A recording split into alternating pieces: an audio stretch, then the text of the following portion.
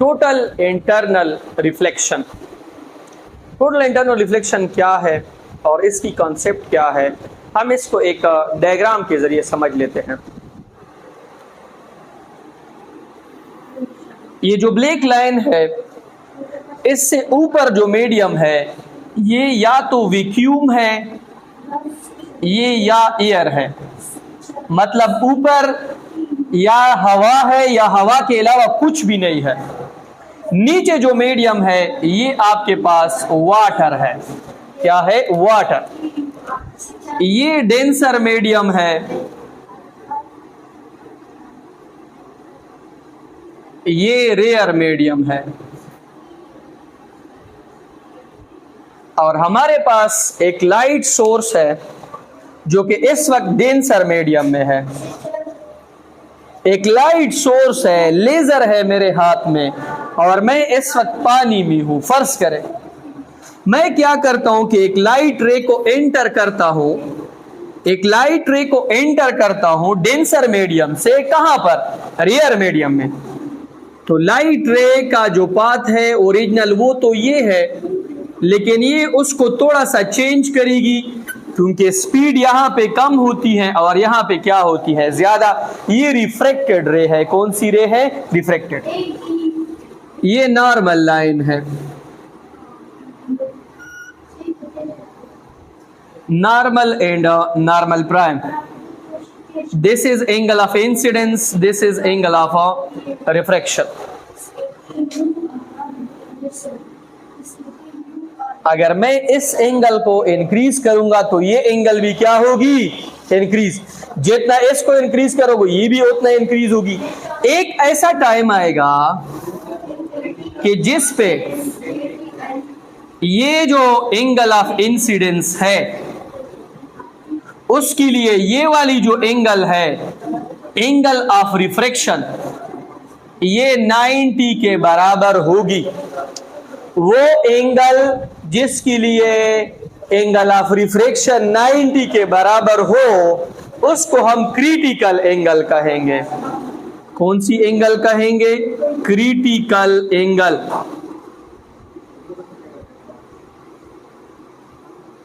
Critical angle कौन C angle है?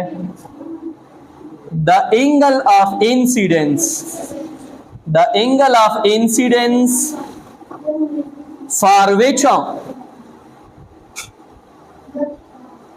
the angle of refraction, angle of refraction is 90। वो angle of incidence जिसके लिए एंगल ऑफ रिफ्रैक्शन 90 हो उसको हम क्या कहेंगे? Critical angle. अब हम इस लॉ की तरफ आ गए हैं। अगर मैं क्या करूं कि ये जो angle of incidence critical angle के बराबर है, इससे भी इसको थोड़ा सा इंक्रीज करूं तो फिर ये रे कभी भी बाहर दूसरे मीडियम में नहीं जाएगी, इसी मीडियम में ये वापस आएगी। तो इस फिनोमेना को हम क्या कहते हैं? Total internal reflection.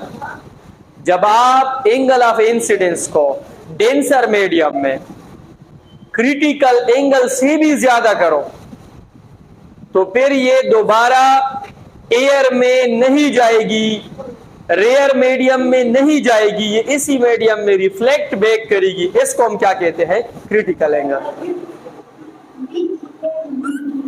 इसको हम कहते हैं इंसिडेंट रे, इसको हम कहते हैं रिफ्लेक्टेड रे। ये हमारे पास कौन सी लाइन है? नॉर्मल लाइन है। देखिए फर्ज करें ये एंगल आपके पास 42 है, मैं 42 से भी इसको ज्यादा करता हूं तो फिर ये रे इधर कभी भी नहीं आएगी, इसी मीडियम में दोबारा वापस आएगी। इस फिनोमेना को हम क्या कहते हैं? Critical angle.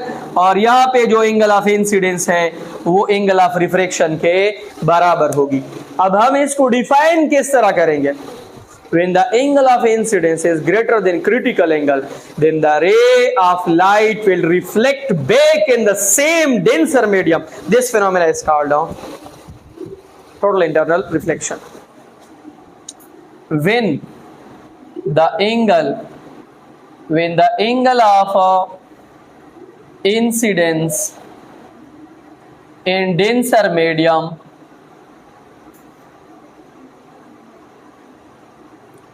is greater than critical angle, then the ray will reflect back. When the angle of incidence in a denser medium is greater than critical angle, then the ray will reflect back in the same medium.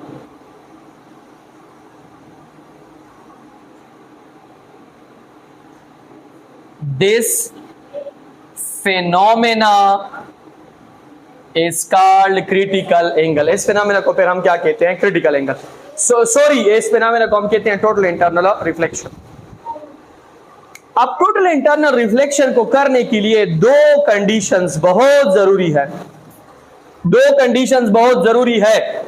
वो कौन से हैं? पहली condition है ray must enter from denser to rare medium. Ray जो है ये denser medium से एंटर करेगी किस में? रेयर में। ये रेयर से डेंसर में नहीं हो सकता है। दूसरी condition angle of incidence. Angle of incidence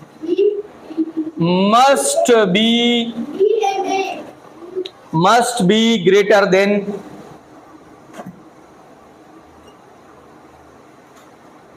critical angle। Angle of incidence critical angle से क्या होगी? ज्यादा होगी। ठीक है।